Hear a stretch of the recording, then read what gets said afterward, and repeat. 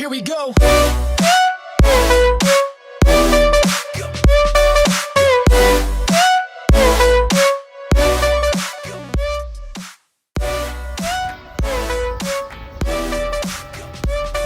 invincible. Nobody gon' bring me down. Nag-check engine yung sasakyan namin. May tayo rito.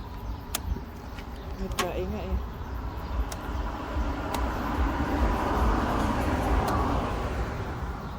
Diba? Tanggal na. Saan ba yung patanggal ng fuse dito? May pantanggal dapat to eh.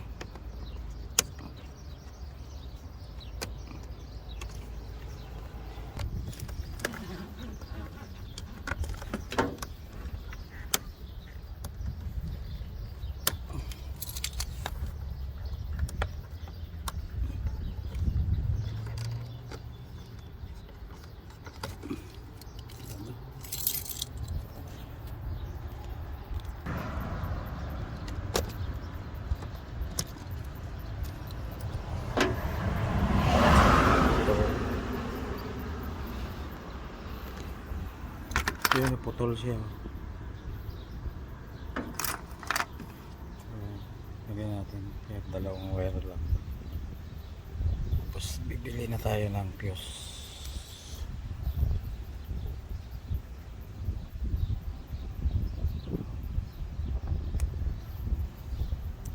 Wala.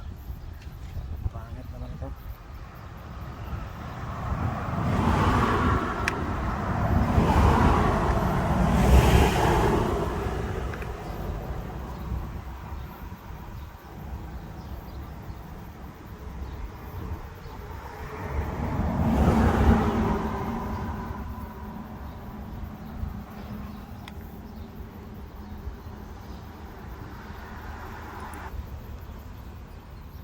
Tali lang natin dyan para maka-uwi lang tayo.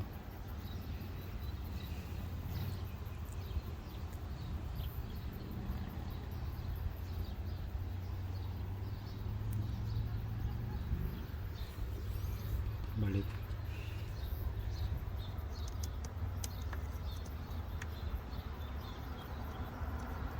Baliktad. Baliktad. Ano yung kabita?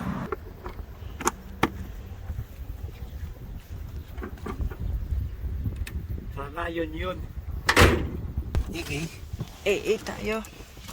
Okay. Wala. Ito yan. Okay. Dali siya. Pero nakasimple. So, ito yung nangyari kanina. Yan o, papakita ko sa inyo. Buti na agapan. Testerin natin. Wala kasing kuryente. Ito yung fuse kasi ng kwan. Wala siyang kuryente. No. Yung kabila meron. Pero yung kabila wala. Hindi katulad ng mga ito. Meron.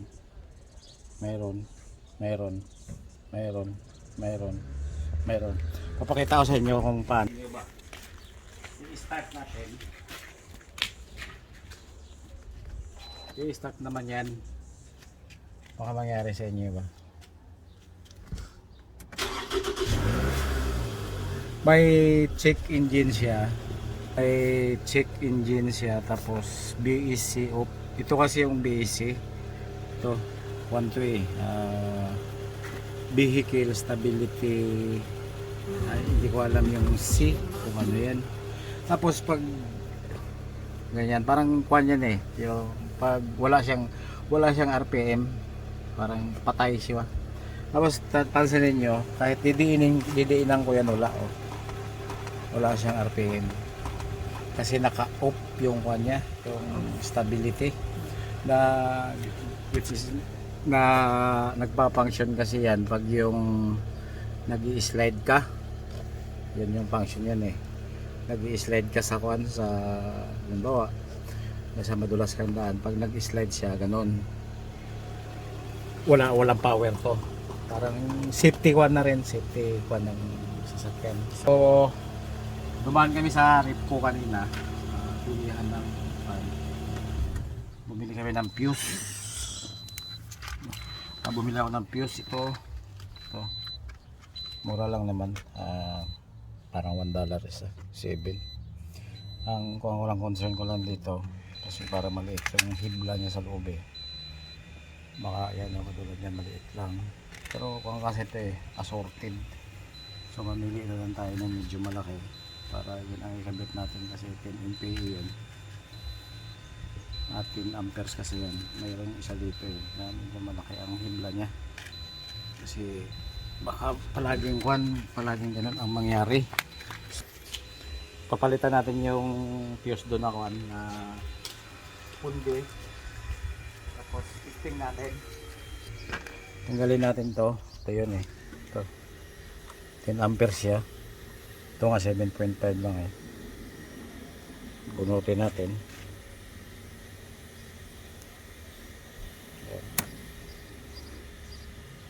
Kanina hirap kami dahil wala kami pambunot. Ngayon pati ngayon, kahit ngayon mahirap pa rin pero lang, saan ba dito ito? Baliktad siguro. Yan putol kasi yan yan. So compare na lang natin, hindi makita kasi 25 pala to, mayroon naman palang pangalan. Ilan to?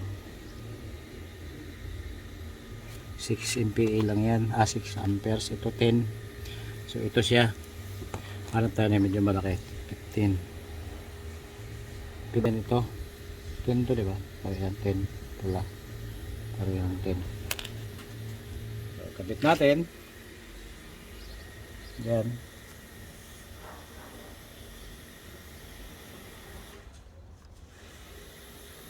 Parang hindi siya sa laki, baka kontaktad.